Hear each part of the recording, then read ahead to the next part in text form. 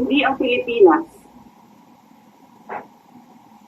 Kahit ito'y patuloy na nalulugmok sa kahirapan. Na ako'y kahadlok, na moabot ang adlaw, na dawaton na lang nato ang kapobrehon isip kapalaran. Na maanap na to sayo, na mawad-an na lang taong paglaong.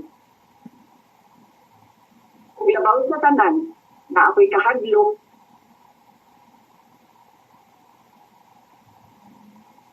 na moabot ang adlaw, na wala na sa Pilipinas na ikahatag sa atong mga anak.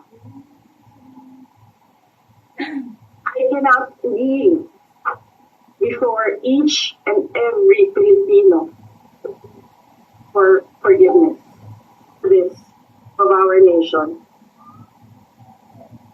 Mga kababayan, ibalik natin ang tapang at malasakit para sa Diyos, sa bayan, at para sa bawat pamilyang Pilipino.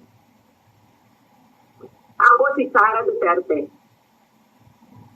tatakbo bilang Pangulo ng Pilipinas.